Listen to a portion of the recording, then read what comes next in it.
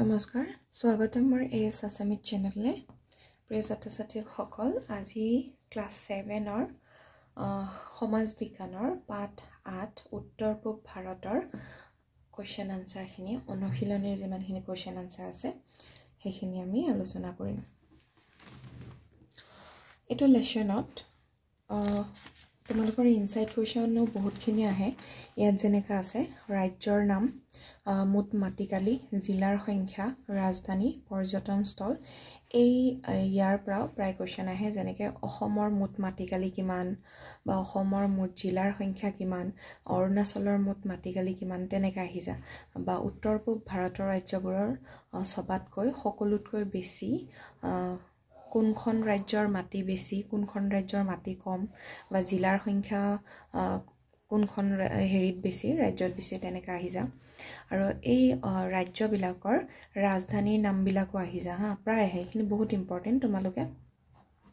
এই চাৰ্টটো পাৰিলে মুখস্থ কৰি লবা ঠিক আছে প্ৰায় যে অসমৰ ৰাজধানী কোন দিছপুৰ অৰুণাচলৰ ৰাজধানী ইটানগৰ মণিপুৰৰ ৰাজধানী ইম্ফল মিজোৰামৰ ৰাজধানী আইজল মেঘালয়ৰ ৰাজধানী শিলং নাগালেণ্ডৰ ৰাজধানী কোহিমা ত্ৰিপুৰাৰ ৰাজধানী আগৰতলা সিকিমৰ ৰাজধানী গেংটক এই ৰাজধানীবিলাক মুখস্থ কৰিবা লগতে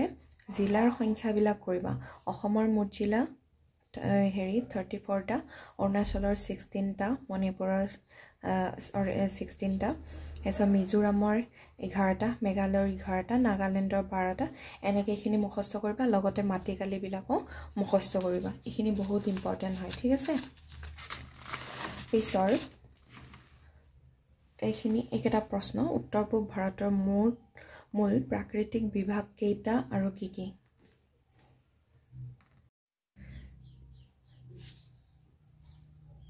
পিছৰ এইটো চাৰ্টটো তোমালোকে চাব পাৰা উত্তৰ পূব ভাৰতৰ ৰাজ্য কেইখনৰ কেইটামান ভৌগোলিক তথ্য ঠিক আছে ৰাজ্য আছে উত্তৰ পূব ভাৰতৰ ৰাজ্য কেইটা অসমৰ প্ৰধান পাহাৰ কোনকেইটা উত্তৰ কাছাৰ আৰু কাৰ্বি পাহাৰ ঠিক আছে প্ৰধান শৃংগ কোনটো বৰাইল পৰ্বতত থকা লাই কাই থৈ পিবুং মহাদেৱ সিংহাসন ঠিক আছে প্ৰধান নদ উপনদীবিলাক এইখিনি বহুত ইম্পৰ্টেন্ট হয় এই চাৰ্টটো তোমালোকে মুখস্থ কৰি লবা ইনসাইড কোৱেশ্চন এই দুটা চাৰ্টৰ পৰাই বেছিভাগ কাটে টিচাৰে আৰু যেনেকে অৰুণাচলৰ প্ৰধান পাহাৰবিলাকৰ নাম পঢ়িবা প্ৰধান শৃংগৰ নাম পঢ়িবা আৰু প্ৰধান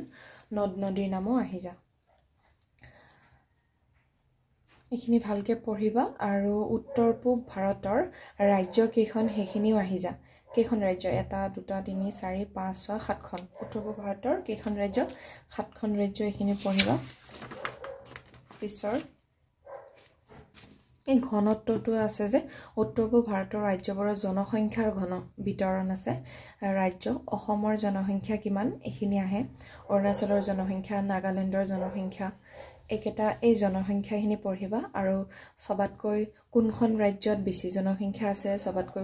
কম ৰাজ্যত কোনখন ৰাজ্যত সবাতকৈ কম জনসংখ্যা আছে এইখিনিও তোমালোকে পঢ়িবা পিছৰ অনুশীলনী যোৱাৰ আগতে উদ্যোগবিলাক এই চাৰ্টটো তোমালোকে পঢ়িব পাৰা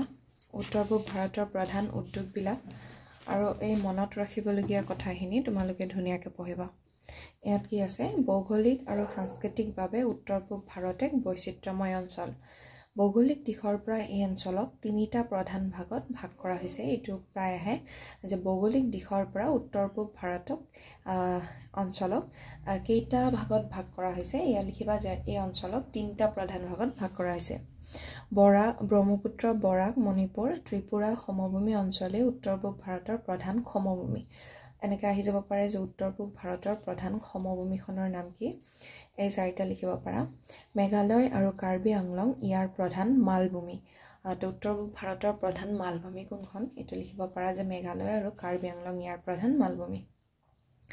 মৌচুমী জলবায়ুৰ প্ৰভাৱ এই অঞ্চলত বিৰাজমান উত্তৰ পূব ভাৰতত কি জলবায়ুৰ প্ৰভাৱ বিৰাজমান তোমালোকে লিখিব পাৰা মৌচুমী জলবায়ুৰ প্ৰভাৱ এছৰ কৃষিৰ ওপৰেদি অধিক সংখ্যক মানুহ নিৰ্ভৰশীল পাৰিবাই এই অঞ্চলত প্ৰাকৃতিক সম্পদত চহকী হলেও শিল্প উদ্যোগত পিছপৰা উত্তৰ পূব ভাৰতৰ অৱস্থিত নদী দ্বীপ মাজুলী আৰু টক সিহঁত অঞ্চলটো উল্লেখযোগ্য ভৌগোলিক অৱয় ঠিক আছে এইখিনি পঢ়িবা তাৰ লগতে এতিয়া মই অনুশীলনীৰ যিমানখিনি কুৱেশ্যন আনচাৰ আছে এইখিনি কৰিম অনুশীলনীৰ কুৱেশ্যন বেছি দীঘল নহয় তো সেইকাৰণে বেছি নাই ইয়াত সেইকাৰণে তোমালোকৰ ইয়াৰ পৰা ইনসাইড কুৱেশ্যন আহাৰ চান্সটো বেছি থাকে সেইকাৰণে লেসনটো তোমালোকে যোনবিলাক মই চাৰ্টবিলাক দেখাইছোঁ ইয়াৰ পৰা ধুনীয়াকৈ তোমালোকে চাৰ্টবিলাক মুখস্থ কৰি ল'বা ভালকৈ পঢ়ি ল'বা ঠিক আছে তো ব'লা অনুশীলনীৰ কুৱেশ্যন আনচাৰখিনি আৰম্ভ কৰোঁ আৰু ভিডিঅ'টো আৰম্ভ কৰাৰ আগতে মোৰ চেনেলটো এবাৰ সাবস্ক্ৰাইব কৰি দিবা লাইক আৰু কমেণ্ট এটা দি যাবা এক নম্বৰ আছে অনুশীলনীৰ উত্তৰ লিখা একৰ ক আছে উত্তৰ পূব ভাৰতৰ কোনখন ৰাজ্যক আগতে নেফা বুলি জনা গৈছিল ইয়াৰ উত্তৰ পূব ভাৰতৰ অৰুণাচল প্ৰদেশক আগতে নেফা বুলি জনা গৈছিল নম্বৰ এক নম্বৰৰ কুৱেশ্যন হয় কেটা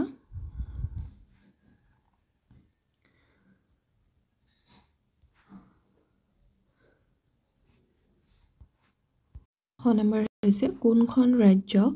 ঠেক সমভূমি অংশই উত্তৰ পূব ভাৰতক ভাৰতৰ ভূখণ্ডৰ লগত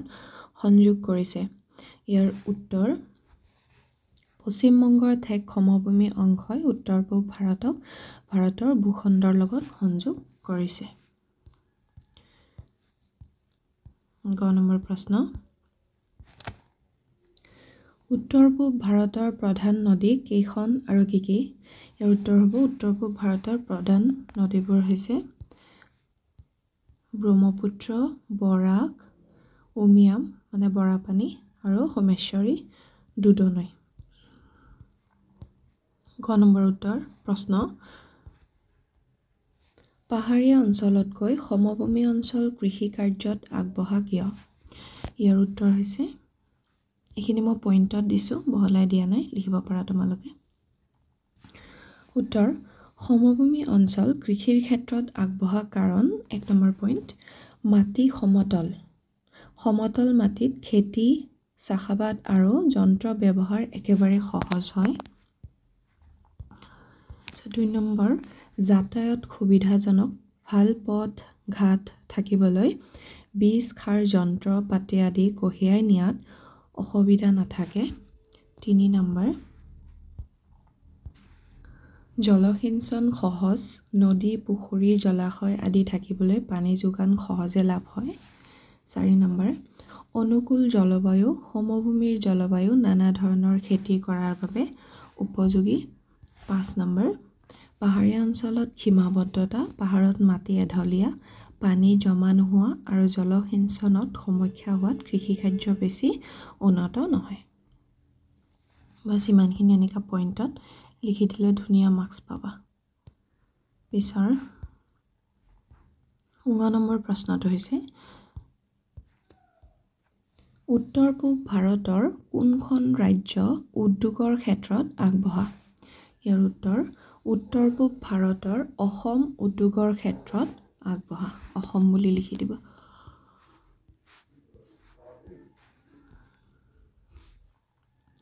এটা 2 নম্বৰ প্ৰশ্ন কৈছে পাহাৰীয়া অঞ্চলত কেনে ধৰণে খেতি হয় 50টা মান শব্দৰ ভিতৰত লিখিব দিছে ইয়াৰ উত্তৰটো হ'ব পাহাৰীয়া অঞ্চলত কেনে ধৰণৰ খেতি হয় এইখিনি মই পইণ্টতে লিখি দিছোঁ ইয়াৰ উত্তৰটো হৈছে পাহাৰীয়া অঞ্চলত খেতি এই ধৰণে কৰা হয় 1 নম্বৰ পাহাৰীয়া জনগোষ্ঠীৰ লোকসকলে ঝুম খেতি পদ্ধতি ব্যৱহাৰ কৰে 2 নম্বৰ খেতিৰ বাবে পাহাৰৰ হাবি বন কাটি জুই লগাই পথাৰ মুকলি কৰা হয় 3 নম্বৰ মাটি মুকলি হোৱাৰ পিছত পৰম্পৰাগত সা-সঁজুলিৰে সহায় কৃষি কাৰ্য কৰা হয় 4 নম্বৰ এই পদ্ধতিত আলু কচু হালদি কল তিল ধান আদি শস্য উৎপাদন কৰা হয় আৰু 5 নম্বৰ লাষ্ট পইণ্ট যে 2-3 বছৰ ব্যৱহাৰৰ পিছত সেই ঠাই এৰি আন ঠাইত নতুন পথাৰ মুকলি কৰা হয়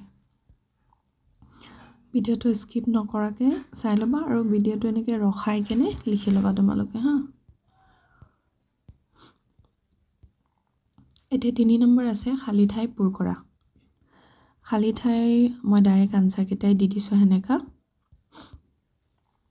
3 নম্বৰৰ 1 আছে 3 নম্বৰ ক উত্তৰ পূব ভাৰতৰ 7খন ৰাজ্যৰ মুঠ মাটিকালি এনেকা দেশ আছিলে বৰ্গ কিলোমিটাৰ তো ইয়াৰ উত্তৰটো হ'ব খালি ঠাইত লিখিবা 2,55,083 বৰ্গ কিলোমিটাৰ যদি এনেকে তোমালোকৰ মুখস্থ কৰিবলৈ অসুবিধা হয় ফোন নম্বৰ নিচিনা মুখস্থ কৰি দিবা ধুনিয়া মনত থাকি যাব খ নম্বৰ হৈছে ভাৰতৰ উত্তৰ পূব অঞ্চলত 20 ডিগ্ৰী উত্তৰ আকাংক্ষাৰ পৰা 29 ডিগ্ৰী 30 উত্তৰ আকাংক্ষালৈ বিস্তৃত গ নম্বৰ উত্তৰ পূব মৌচুমী বতাহ শীতকালত বয় খালি ঠাইটো হৈছে শীতকালত বয় গ নম্বৰ উত্তৰ পূব ভাৰতৰ মুঠ দেশখন ৰাজ্য আছে ইয়াৰ উত্তৰ হ'ব 7খন ৰাজ্য আছে গ নম্বৰ দেশ প্ৰথমে আছে উত্তৰ পূব ভাৰতৰ একেবাৰে দক্ষিণ ফালে থকা ৰাজ্য ইয়াৰ উত্তৰ হ'ব মিজোৰাম উত্তৰ পূব ভাৰতৰ একেবাৰে দক্ষিণ ফালে থকা ৰাজ্য ভিডিওটো ৰখাই লিখি লবা এতিয়া আমি